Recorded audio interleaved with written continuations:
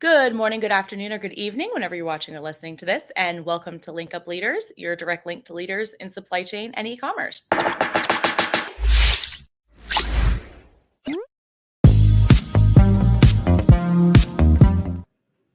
My name is Lisa Kinski. I'm your producer and co-host, and joined as always by Francois Jeffrey. Francois, good morning. How are you, dear?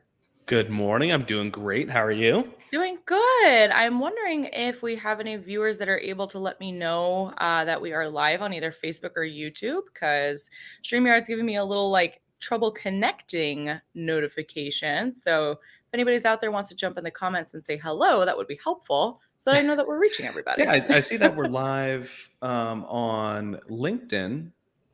Yeah. I don't know about the other ones, though. We'll see. No big deal. Apple We'll see. Podcast. It's recorded. It's recorded. They can always come back later, or they can listen to us on Apple Podcasts, Google Podcasts, or Spotify, wherever you get your podcasts. Anyway, Happy Monday. How was your weekend? It was good. It was very, very busy. Oh, Rhea, sweetie, thank you so much. Live on YouTube. Good to go. I appreciate you, love. Perfect. I knew she'd be tuning in today. Yeah, doing good. Very busy weekend. Got back pretty late last night. Planned, worked a wedding in Savannah, Georgia. Coordinated, I guess would be the correct term.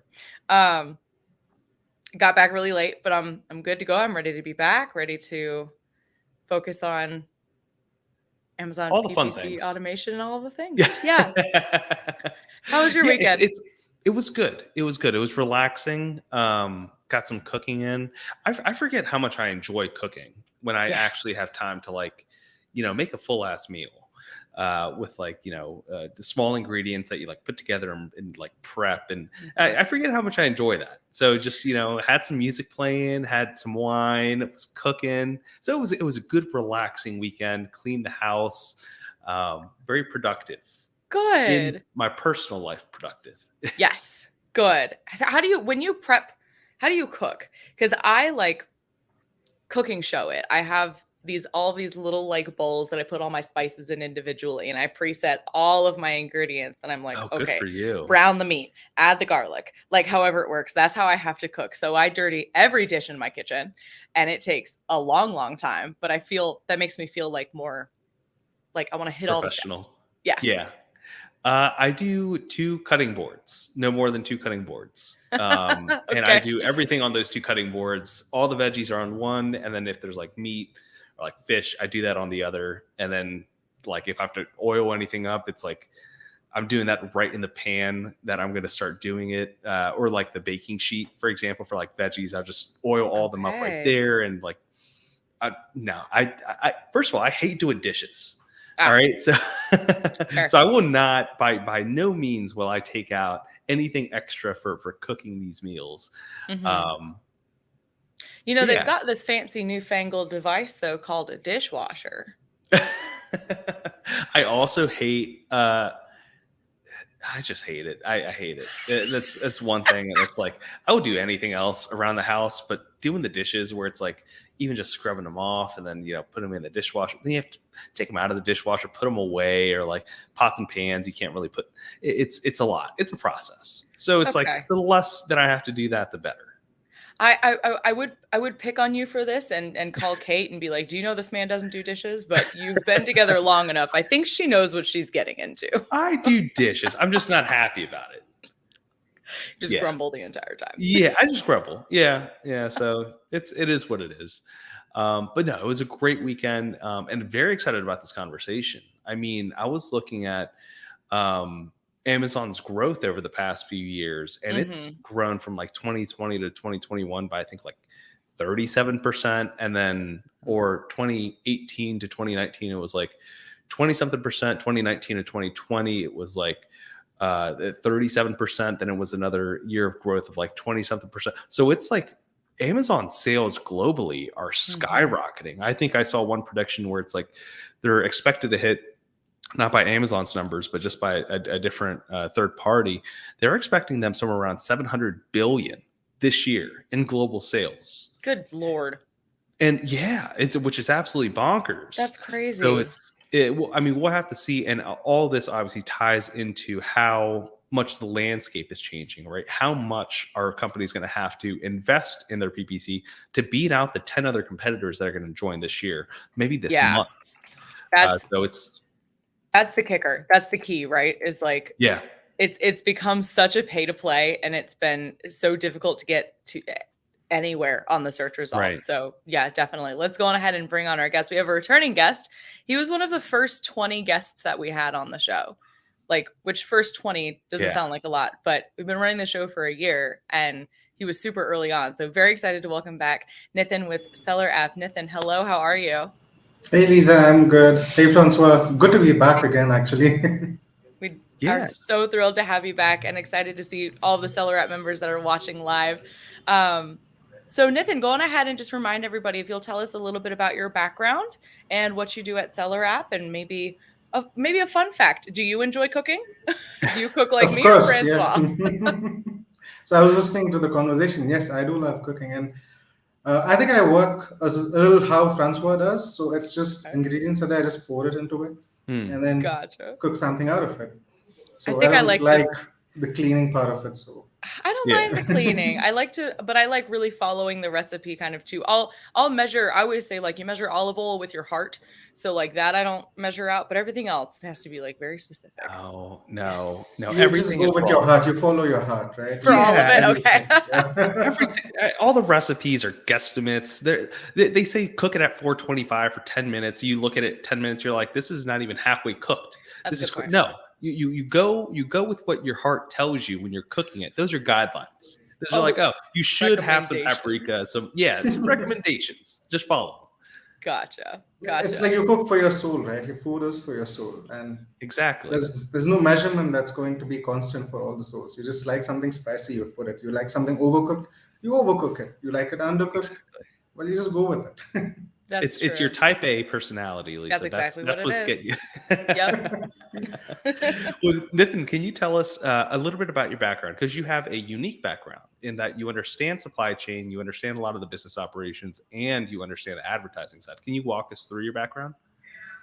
Yes. So, and I've got close to 10 years of experience, a little over 10 years of experience. I started my career as a supply chain executive, so working with the direct sourcing, worked with contractors in my first company, trying to get buildings up and running. So I did that for a couple of years, and then I had this kind of urge to start something by myself. So I quit my job, started a firm of myself, and then ran it for a couple of years, and then kind of decided, I should probably get back to work now that I understand the business aspect of it. And well, things didn't go as planned.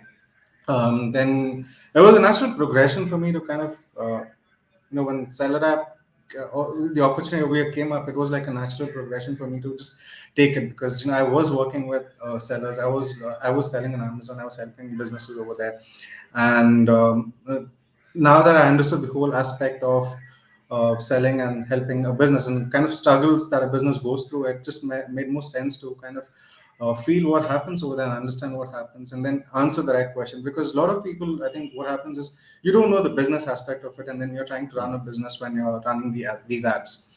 So kind of knowing how it feels, what it really takes for someone to start a company, to run a company and scale that up, probably gives me the edge when I'm talking to my clients, because I correlate with what they are doing, what they feel, and then accordingly work and accordingly project what is supposed to be done, what can be done, what cannot be done. You need to be honest over there. So I just came over here, and then I've been here for a couple of years now, heading the customer success team, helping all the businesses, Amazon businesses, scale up in Amazon.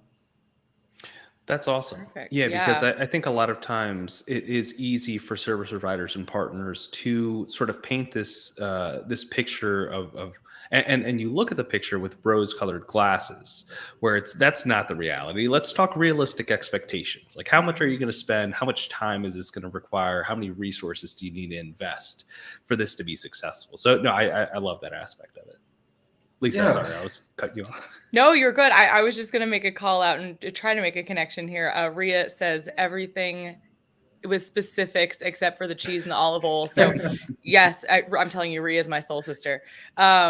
But yeah, I was going to ask, like with Amazon PPC, and you even just said there's a lot of specificity to it. There's a lot of things that you have to know to get right. Can you just throw it all in the pan, or do you have to measure it all out? I mean, for somebody just starting out running Amazon PPC, let's kind of, you know, take it back to the basics. What do they really need to know? I think first thing is the product. The product has to be a right fit. You need to really believe the product. You need to understand your customers. You need to read. So there are a lot of reports that will help you understand what the customers really want. It's called the voice of the customer. You understand um, the the lackings, the things that don't work out in the existing products that are there on Amazon. You try to improvise that. You kind of create a product. You don't replicate a product that's already there on Amazon. You try to improve that product and be confident about your product. That's the key thing: having the right product and having the right pricing for that, sourcing the right materials. It starts off from there, and then it all just builds up, right? And there's a very simple thing that we have in Seller App, right? There are two fundamental pillars that you need to follow if you're selling on Amazon. One is everything that you do on Amazon falls under these two buckets. Your discoverability and desirability factors. So these are two factors that anything and everything that you do on Amazon falls back into one of these two buckets. So discoverability is the ease with which someone is finding your product, and desirability is what is the possibility of someone purchasing a product after they fall onto your product page, right? So everything that you do has to revolve around this. So you need to have really good content that describe your product. And I keep telling this to a lot of my clients. People cannot see, they cannot feel your product, they cannot touch your product. So your description, the way you describe your product, the way you talk about your product has to be descriptive enough to really convey what that product is all about. You need to show that customer and make him feel like he knows the product before he buys the product. You can't just keep it probably too technical, just throw in a lot of keywords that make sense from an SEO perspective. No, you should really explain the product and make him feel what the product is. You probably have a nice video that describes how you use the product, and it goes a long way, because ultimately people don't know what the product is online. You can have a really good image, but then probably what you get is not what you've seen. So describe the product, and then obviously you run the ads so that your discoverability increases, because it's always like a catch-22 situation on Amazon. It's like after you come out of college you need a job, but then if you want a job you need an experience. So it's something similar when you're selling on Amazon. So for you to be visible on Amazon, you need sales. You need a good momentum in sales. You need to have those consistency in sales. But then how do you get that if you're to be visible in search results page, right? So that's where Amazon advertising comes in. So you advertise your product to ensure some visibility, consistent visibility in the initial stages of your business.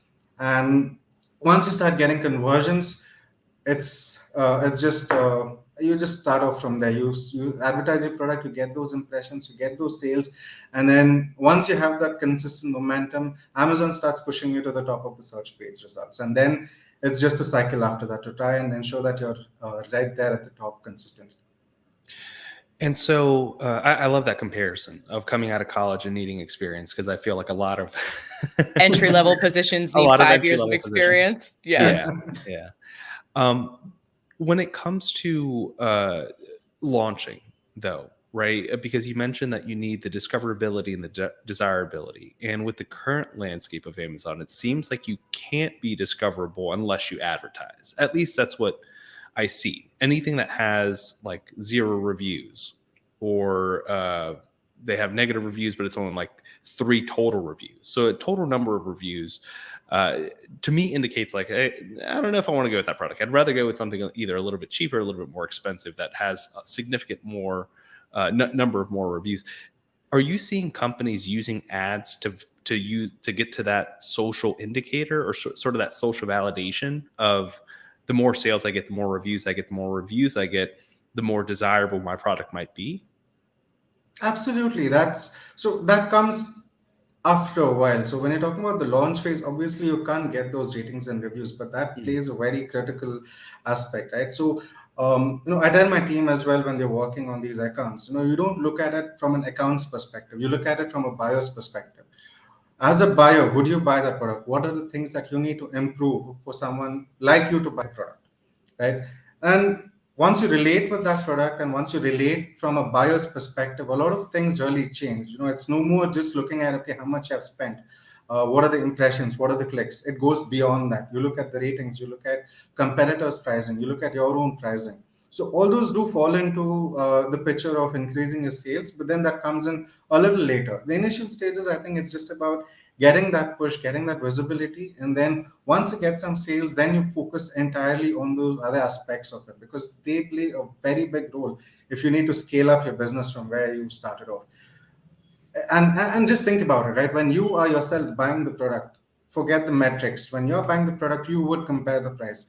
Subconsciously there are a couple of parameters. Once you click on the product and you go to the product page on Amazon, there are a couple of factors that you look at. You would look at the pricing, you would look at the ratings, you would look at whether the product is being fulfilled by Amazon. Fulfillment by Amazon is such a huge factor, because subconsciously it's built that kind of trust in buyers. When they see that a product is being fulfilled by Amazon and it's not from some seller, it just brings that confidence from a buyer's perspective, saying that yes, probably the product definitely is of a good quality, and you are assured of the product being delivered to you on time, the right product being delivered to you. Those are the factors that they've built over time, right? It's not just yesterday. So those definitely play a role a little later on. And so when they are launching, though, do you think a brand has to start out with advertising in today's landscape, at least, where it is so competitive? I mean, even if you are coming out with a very unique and innovative product to solve a very unique or a solution to solve a unique problem, I feel like all those keywords are gobbled up because there's so many different products that can solve that problem.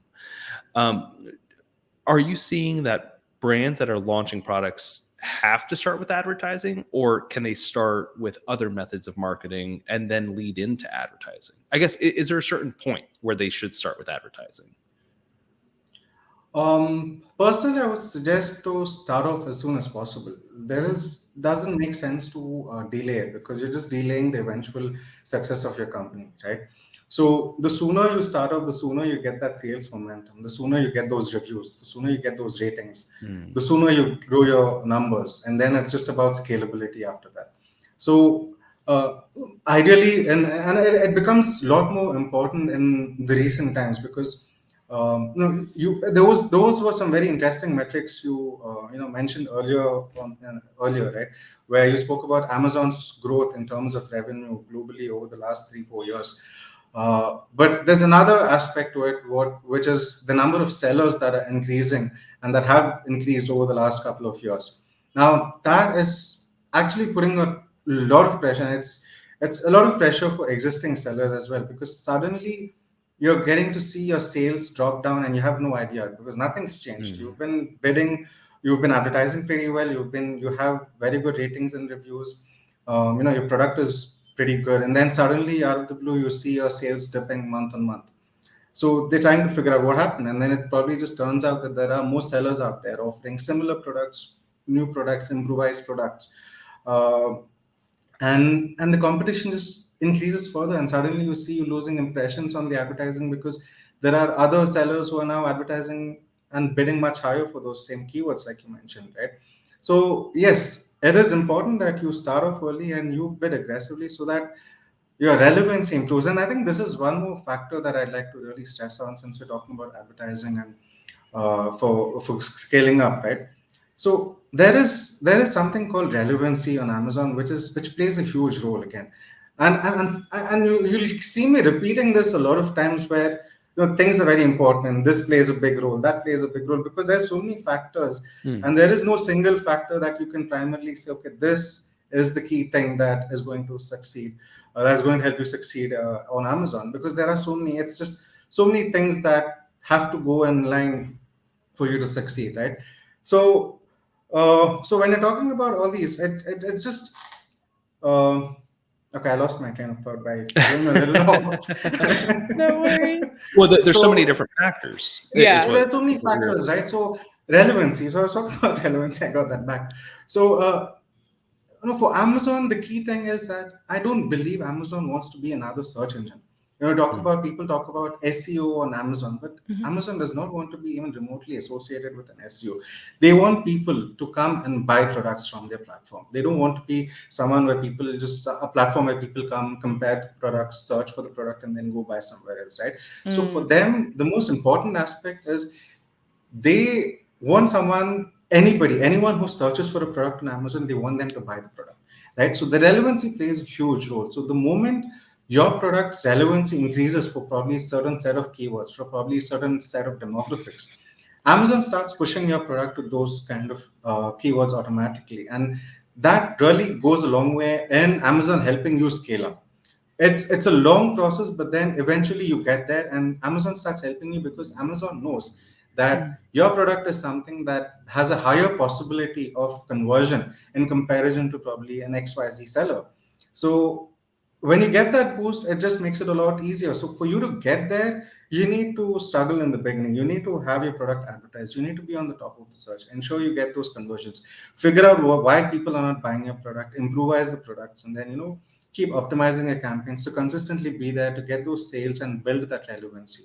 And the relevancy is at multiple levels. It could be the product relevancy. It could be the campaign level, ad group level, keyword level relevancies. So this plays in multiple aspects. So a lot of times you would notice, in the campaigns, when you're running campaigns, you would see one product working better than the others in the same campaign, right? That's probably because Amazon's identified that particular product to have a higher relevancy of conversion in comparison to this. So you might probably have to take those other products out and then probably re-strategize on how you want to push advertising for those products.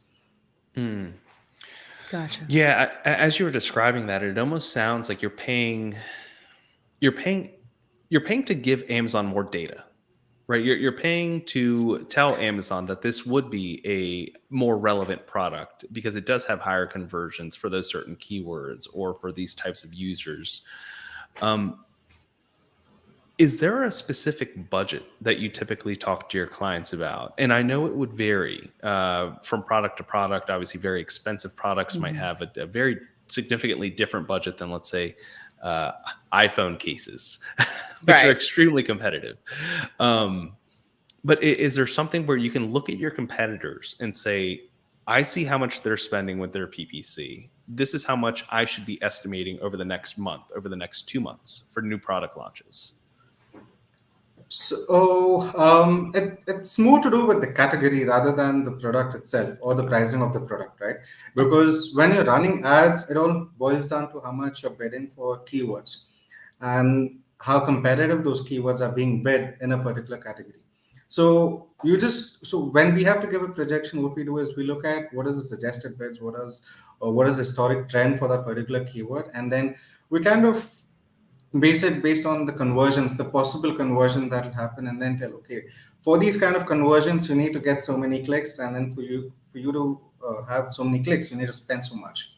Hmm. So typically, you want to have your advertisement running for the entirety of the day, at least in an initial couple of weeks until you get some data, and then you start optimizing based on what time of the day you're getting maximum sales outputs, right?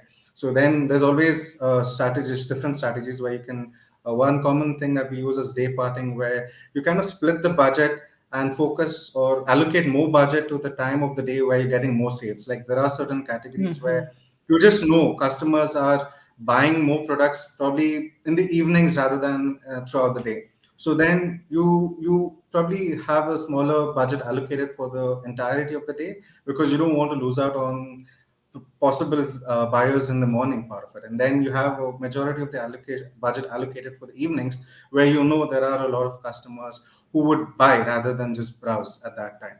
So those probably come in a later, but no, the bottom line is you need to have your campaigns running throughout the day. Certain categories you just know that it sells throughout the day. So it's important then to have your campaigns running throughout the day. And yeah, I think that's that. So when you have to just put a number against it, it gets quite challenging over there because some keywords are less competitive than others. So for those campaigns, you can always have the campaign running for the entire of the day at a lower budget, even Hmm. $50 or $40. But then there are certain keywords which are probably more expensive and they have a lot more search volume. Therefore, Mhm. they might get a lot of impressions and engagement with your products, for which you might have to have a higher budget for that campaign to be running throughout the day. And is this where the automation comes in of having your ad spend increase during those times of higher sales? Is that something that you can do within the Amazon platform? Within Amazon platform, yes. Okay. So it's based on certain metrics, not necessarily the sales. It's based on metrics like the ACOS and the ROS.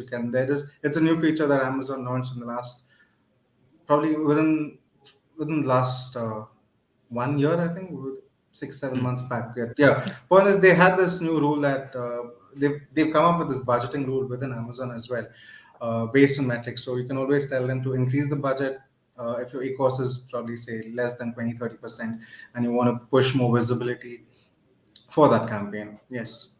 Okay. But more importantly, it's about analyzing all these data points and then telling, okay, when do you want to have the campaign done? So that kind of flexibility still is lacking within Amazon per se, but then yes, that's where you need to head. Gotcha. Yeah, there's extreme complexity to this, right? Because you really talked about two components. One is the launch, which sounds like you just need to have a launch budget where you just aggregate as much data as possible, see when the maximum sales are, see which keywords are really hitting, and then having a separate budget for the optimization. Is that right? Where it's like, hey, in this optimization budget, we'll allocate 80% of it to the evenings, right? Because we saw that we had higher sales in the evenings versus the 20% where we just maybe have that throughout the day. Did I get that right? Kind of, but what happens if you have sales throughout the day? Hmm. Right, so then you can't really have that allocation. So that's why the whole automation thing plays a very big role, because you need to look at these metrics continuously, and it's not an easy task to look at it manually, because every campaign would probably have a different intent. So when you're creating campaigns, it's not just creating a campaign based on products, based on probably the similarity of those products or variations of those products.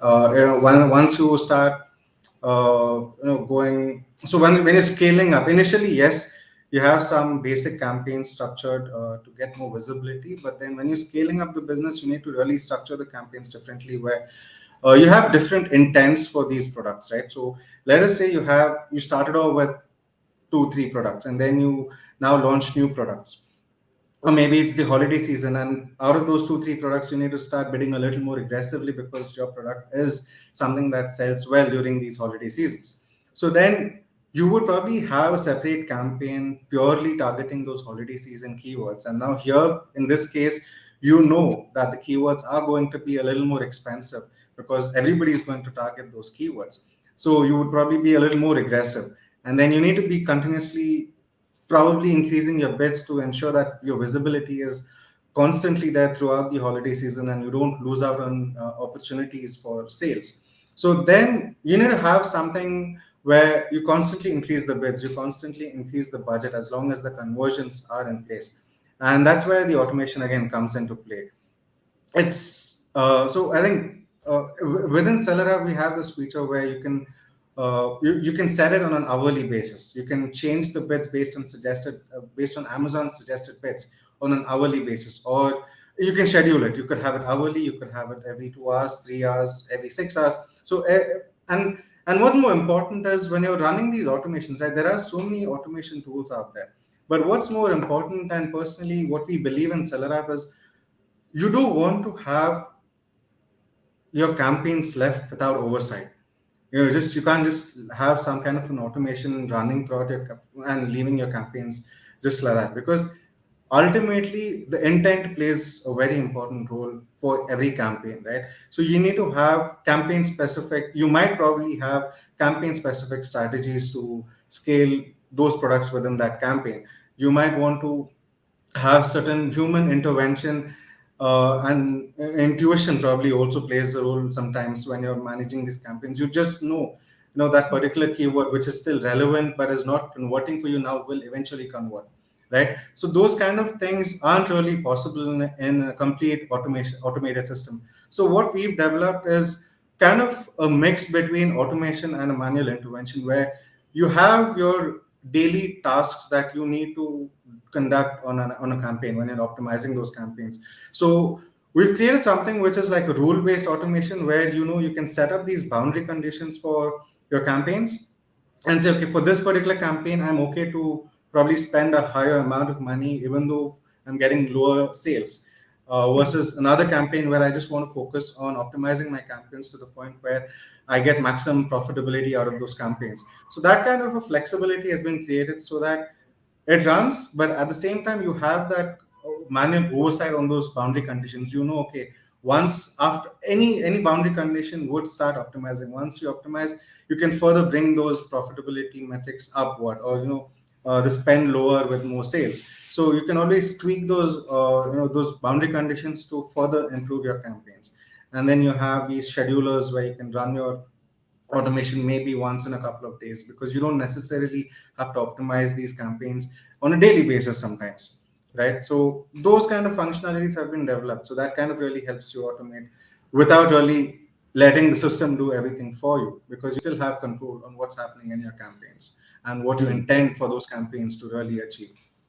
Yeah, automating it doesn't mean like setting it and forgetting it and like never coming back. You've still got to keep that oversight. I like that. Sorry, Francois, go ahead. Well, I was just going to ask about double dipping because from what I'm hearing, you're creating multiple campaigns, but they might have a lot of overlap with the product or the category, the keyword. How do you prevent double dipping? Let's say from your general campaign that runs every day versus your campaign that runs because of a holiday or because it's Q4 and you just know that it's more expensive. Does the automation turn off your lower cost general campaign if you're running a event-based campaign? It's not as simple as that, because so we need to understand how Amazon works. So let's say you have a particular keyword. The most common example I take is a water bottle, right? So you have a stainless steel water bottle that you're selling, and let's make it more specific, right? You have a red stainless steel water bottle, right? Now you might have this keyword in a particular campaign. Now, so what's important is, in a particular campaign, you have an ad group in which you have keywords and the product that you're advertising. Right? So you have two aspects within an ad group: the product you want to advertise and the keywords for which you want that product to be shown to the customers. Right? Now, let's say you have two different campaigns and you have the same water bottle being advertised in both of these ad groups with the same keyword. Now, this is where relevancy comes into play, right? Amazon might, for all you know, choose to show your product from the campaign where the keyword is, you're bidding lower for the keyword, rather than the new campaign where you're bidding higher. Might not necessarily be true all the time, but if the product has gained sufficient relevancy from that particular campaign and ad group, Amazon would pick that up over the other one, because it doesn't know if the bottle would convert from the other ad group. It might not know. And I'm not even and I can't really clearly say that will work all the time, but we have enough cases. We've worked with a lot of accounts to see this happen, where there are many times where Amazon picks up the product to advertise from the keyword that you're bidding lower than the higher one, right? So it just boils down then to the relevancy. But in early stages, it's probably not as clear as what I'm mentioning right now, and people might contradict me, saying, well, they might say that I'm wrong over here, where it always takes the one that is being bid higher, but that's not necessarily the case all the time. Okay. So when you talk about double dipping, it doesn't charge you twice, because any given point in time on a search page, your product can only be advertised once through one type of campaign. So let's say you have a sponsored product campaign, right? So there are three types of campaigns. You have the sponsored product, sponsored brand, and sponsored display campaigns, right? Which cater to different real estate on the search page results. So if assuming you have more than one type of campaign or sponsored product campaign where you have this product being advertised, you cannot have the same product advertised twice through the same ad. It just isn't possible unless you have a different type of campaign running for the product being advertised. So you have, let's say, right at the top of the page, you have your banner ad. I think we spoke about this on our last podcast, right? So you have at the top of the page, you have this banner ads, and you have the search results where your sponsored product ads show up. So you might have the same product being advertised in the sponsored product and the brand ad, but not twice in the sponsored product ad itself. Hmm. So you don't necessarily, you never double spend on the ads over there for the same product. Okay. Okay, that makes sense. Yeah. And is there any advantage? Well, I guess just taking up more real estate on the site is a higher probability for them to click on. But is there an advantage to, I guess, advertising across all three types of ad placements? Absolutely. I guess that's how much you want to spend too. So I don't know if I gave this example last time, but I I, I I tell my clients this example sometimes when they ask this question. For them it's money that they're spending on ads, Right. and why would you want to have your product advertised in three places on the same page? So for me, advertising on Amazon is kind of like an inception. You know, you have your product shown as many times as possible to a customer who's probably going to buy your product, and you just leave that seed of the product, the seed of the brand name into the minds of those customers, and eventually they kind of get used to your brand name, especially when you're new. Nobody thinks twice to buy a product, let's say from companies like Nike or Apple, Samsung. These are known brands. But if you're a new brand and you're launching a new product, you want your product to be shown enough number of times that eventually people would probably just say, you know what, I want to try this product because I've seen it enough. Maybe it's a big enough brand and that's why they are advertising so much. But in reality, maybe you're not actually spending that much. And it eventually really pays out well. And so there are a lot of my clients where you see when you search for certain primary keywords, it's just filled with their products. So that's one part of it. The other part of it is you don't want customers to really deviate from your line of products, right? You don't want them to probably see your competitors' products. In fact, the contrary works. You want to again kind of advertise your products on your competitors' products so you can get that kind of sales from there as well. Yeah, that makes sense. It seems like it's a big brand awareness campaign as well. And so one thing that we keep touching on is the bidding, right? And when I was looking more into, for example, Walmart's bidding strategy and their payment strategy, it's significantly different than Amazon's. Can you walk us through how Amazon charges you? Like, for example, if you set your campaign to spend $5 per click or an estimated $5 per click and your competitor is only spending $2.50, would you be paying $2.51 to beat them or would you be spending the $5? So that's where Walmart and Amazon is different, and it's a very big important factor for which it's a little more helpful for sellers in Amazon, because what happens in Walmart is when you are bidding $5 for a keyword, and when someone clicks on it, uh, first thing when you win the slot for the search page, your product is shown, and when someone clicks, you end up spending the entirety of those $5. But that's not the case in Amazon, right? So in Amazon, you win the spot when you bid for $5, but then you pay a little more than the second highest bidder. Not necessarily 251, but it's a little higher.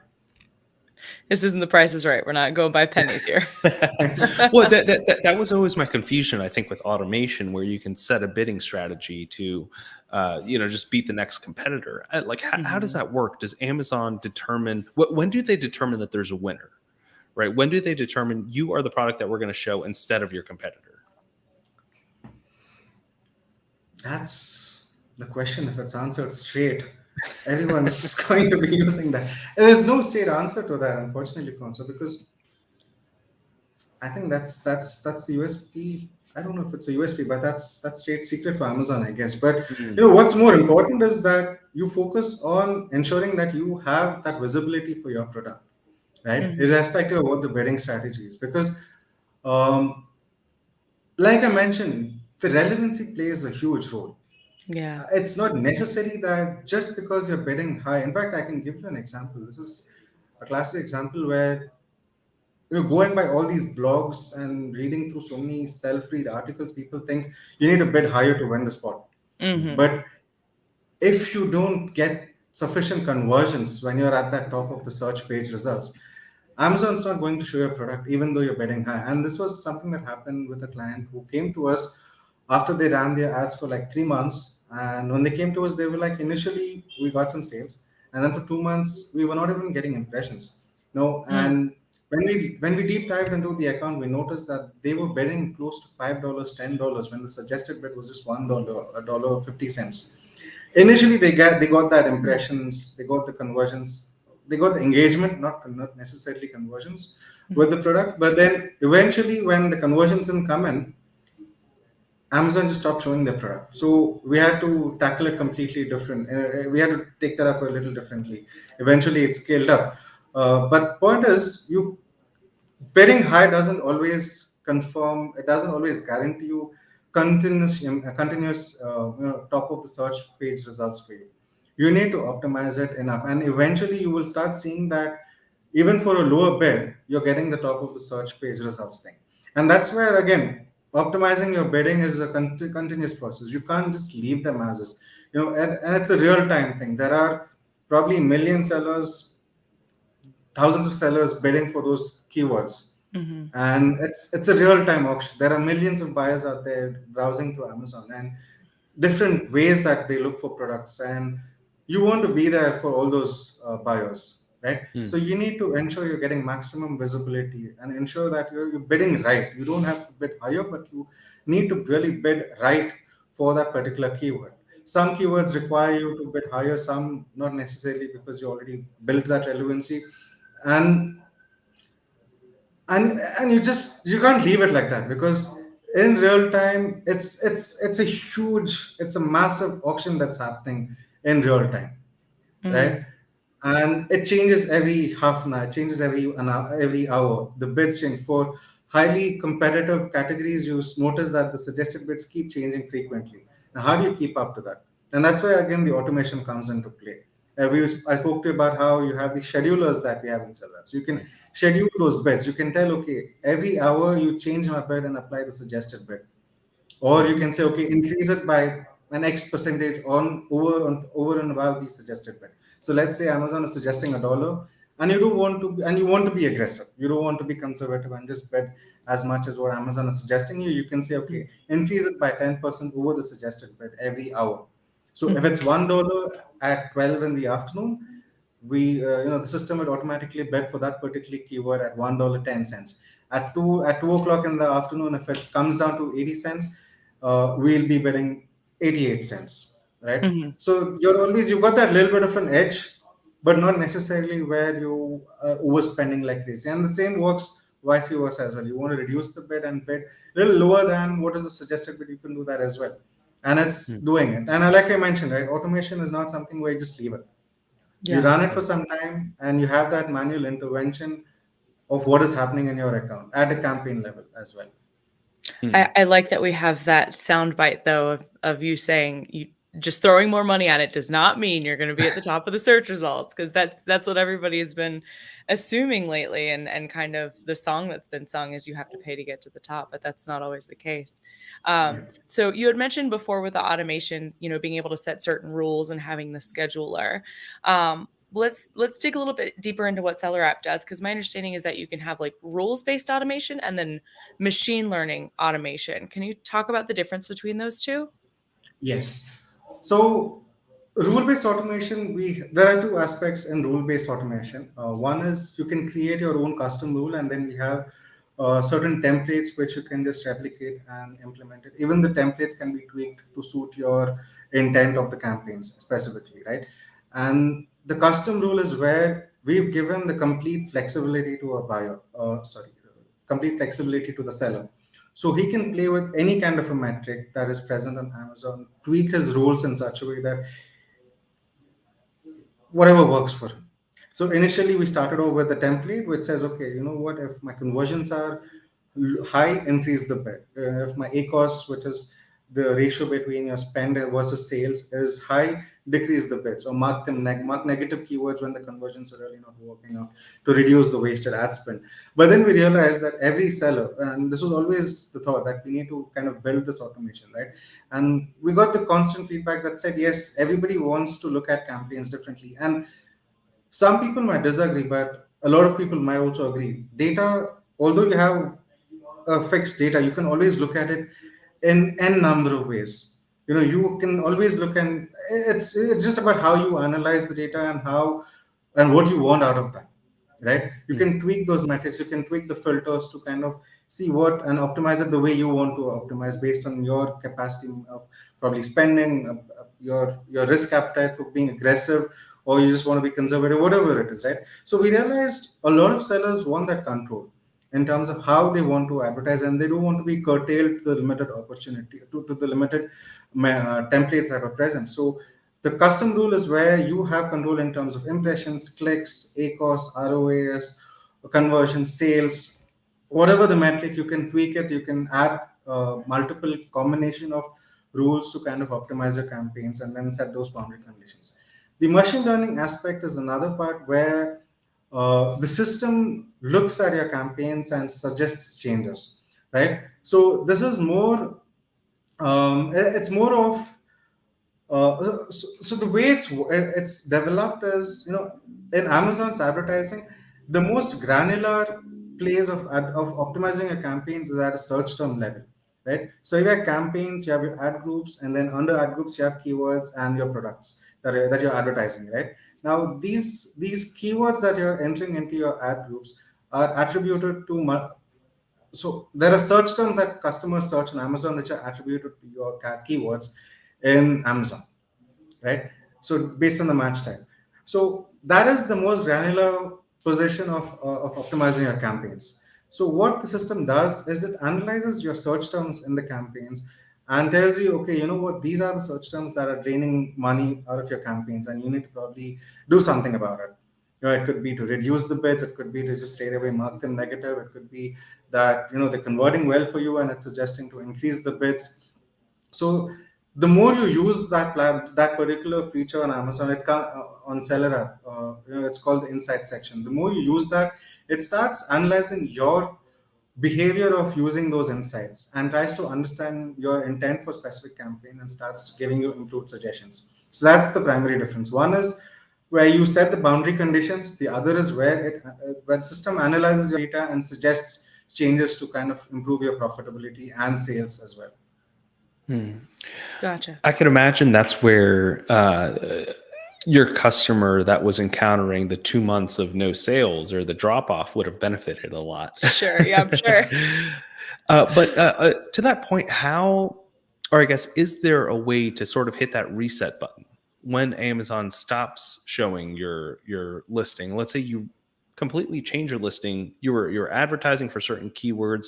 You understand that your listing wasn't reflecting those correctly, or maybe your imagery wasn't. Is there a way to tell Amazon, hey, I've improved on this. Can we try this again? How do you mean? So, for example, if I was advertising this water bottle, and the advertising was talking about stainless steel, all the wrong things, but the listing was going to this. Would you be able to, or I guess the listing was going to the intended product, but the product listing was incorrect. So if the product listing said this was a stainless steel water bottle. And for those listening, Francois is holding up a pink plastic bottle, not stainless steel. Yes, pink plastic bottle. Yes. Would you be able to tell Amazon, hey, I fixed my listing to correctly reflect what my Amazon advertising is trying to do? Can we retry this to where maybe they'll start showing your ads a bit more? So let me just probably understand your question. So you're saying you're actually selling a plastic water bottle. Mm-hmm. Yeah. And then you have the description on the Amazon page which says it's a stainless steel water bottle. Yeah. Yeah. So but it might be advertising correctly. Your keywords in your advertising are the right set of keywords, which says plastic water bottle. Right. So maybe just a mistake on the listing, and that's an extreme issue. But let's say it's a poor listing in general. Can you reset your listing? You can definitely change your listing. You have the option of changing listing, and that's something that we do suggest, to have your listing changed probably once in 6 months, not frequently, but at least once in 3 to 4 months, 3 to 6 months time, kind of to reflect that latest trends of keywords that is trending, the keywords that are trending during that period. So this is kind of, like you mentioned, a very extreme case, and I couldn't wrap my head around it for the first time that you said, because you're talking about the wrong keywords only in your listing. Now, for all you know, it might actually work where you might probably get sales because you are advertising the right keywords. Your product is the right product, but the Mm, description is not right. mm. So for all you know, you might still get sales because not everybody probably reads through the entire listing. They probably just see, okay, Shop it's a with pink water pictures. bottle. Yeah. Yeah, they Mm. just look at the picture and then say, yeah, this is what I want to buy, and then they buy it. But then that's not healthy because you never know. You can be sure that a lot of people, majority of the people read through your listing, right? So you are going to lose out on people being confused and Right. probably don't want to take the risk of buying a product because you have the image of a plastic water bottle and then you're describing a steel water bottle. Hmm. So majority of the people would not buy that because it's just misleading them and they're just confused as to what they're going to get. Are they going to get a steel water bottle or a plastic water bottle? So you can Well, go and change that entire listing to answer your question. I think I, that's what you're asking. that's where my question still lies, yeah. though. It's like if Amazon, let's say the client that you were working with, where for 1 month they had Amazon was displaying their ads and they were able to bid, and then they continued bidding $5 to $10 for the $1 suggested bid, but Amazon wasn't displaying their ads because they weren't relevant. I guess, is there a way to tell Amazon, hey, I've changed my listing or I've improved my imagery to be able to increase conversion? So I think I will be more relevant for the same type of ads. I think the question here is whether or not you have to tell them or whether or not Amazon is doing an automatic screen of your listing before they choose whether or not to Mm, show or suppress your ad. Like they might be continuously scanning it through to make sure the they could information's be. correct. So I think that's the question is like if you make an update to an ad that already has PPC, or I'm sorry, not an ad. If you make an update to a product listing that already has PPC running, do you have to tell Amazon that you've made that change or do they already read it? Oh, that's the question. No, Amazon automatically reads that. Okay. Okay. Yeah. Does that help? That yeah, I think so. I think so. I Okay. think that's where you could increase your relevancy. And relevancy is measured on a scale of 1 to 100, right? There is no relevancy on Amazon Okay. Okay. that measures the relevancy. We just know that that's the concept that we know works, and that's how it Mhm. is. So you know for a fact. So when you're talking about this example of $10 bidding, right? So it's not. It doesn't necessarily have to be that the product was wrongly described, but it's just that people then buy that product. You lose the Mhm. relevancy for that. When you're advertising a product, maybe the product is not right. You're losing relevancy. So from an Amazon's perspective, it's not a technical term that we use within the Amazon ecosystem. It's a term we just use to describe what's happening because we know that it plays a big role. We know it plays a big role, and we've seen it based on data that we have, right? Gotcha. But it's Gotcha. not a technical point that you would talk in front of a forum and say, okay, you know what, Amazon, you don't have relevancy, and you have very low relevancy, so you don't get sales. But then I think most of the people would agree to that part. Just Mm. it's not an official term, I think. Okay. Okay. And there was definitely one more thing I wanted to touch on, and that's advertising in today's supply chain landscape. And since you've been on, really, have you seen different ad strategies with supply chain bottlenecks? For example, inventory and inventory management is very difficult because it's coming into a port, could be delayed 5, 6 weeks before Amazon even receives it. Mhm. Um, I guess, does the automation detect your inventory levels as well? Not really, not at the moment. We are working on another. So this automation we've been developing and building this automation, and it's a huge facet, right, of Mm, selling on Amazon. There are so many different factors involved. So we have that in the pipeline where we will be looking at the inventory as well and suggest and start popping up notifications to the sellers that your product is low on inventory and this is the lead time for your product, so it's time you start shipping your product. But yes, there is, especially since COVID, but I think a bigger logistic nightmare was the entirety of 2021 post the initial phase of COVID because the logistic costs just went through the roof, right. Mhm. and people have been facing the brunt of it. I think most of the sellers, they've even right now they're facing a huge challenge in terms of how much can they really afford to invest in just logistics, because that's now taking a significant amount of their profitability over there, right? So now it all comes to money management, I think, which is not something that we should be talking over here, because we are more towards advertising on Amazon, right? But yeah, it gets very difficult for them to decide how much is it okay to advertise now that you've spent a huge amount of money on the logistics part of it. And I think the more difficult answer is you need to continue advertising, because eventually that's what is going to get you direct sales, and that's what's going to scale your business further. Do you think they can use advertising as a way to validate price increases to make up for the logistics costs? So, for example, if a product was $10 and now because of logistics you have to sell it for $15, running advertising campaigns similar to what you were for the $10, but seeing how they perform for the $15 level?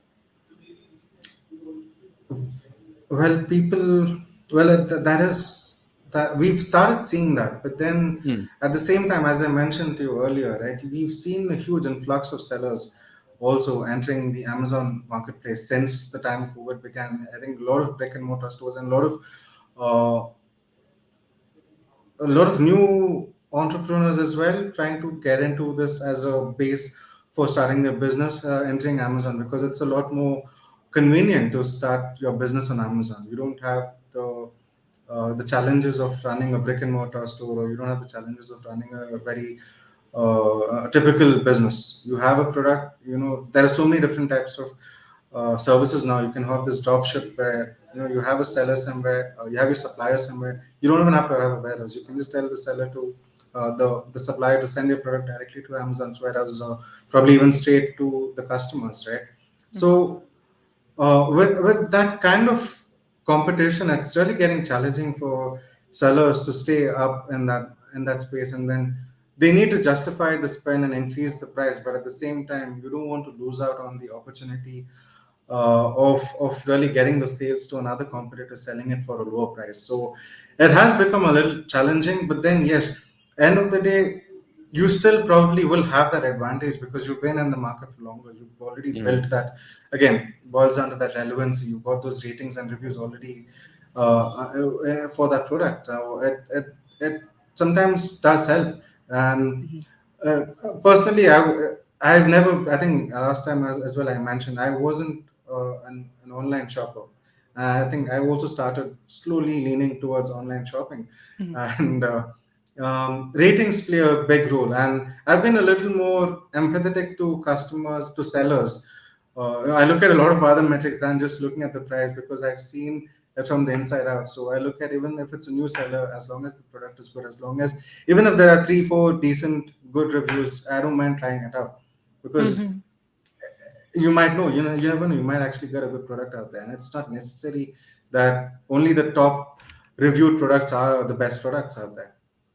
And that leads into a question that we actually had from the audience before we close out is from Vishnu, is there an early review program on Amazon for new product launches? And I believe the answer is yes, right?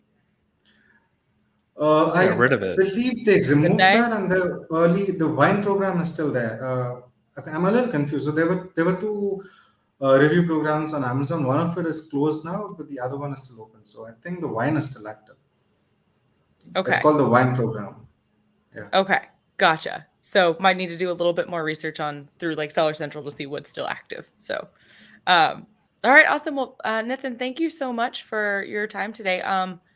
Tell us a little bit more about Seller App and where people can find more information about you guys, and what I think we had discussed before the show that you guys are helping sellers on the majority of the English speaking countries, correct? Right.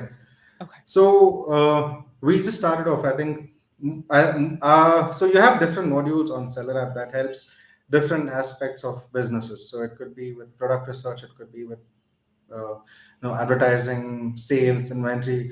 The different modules. So some of the modules are now all the modules are available for all the English speaking countries. I'll put it that way. And there are a few modules like the advertising is open for all the geos, irrespective of the language.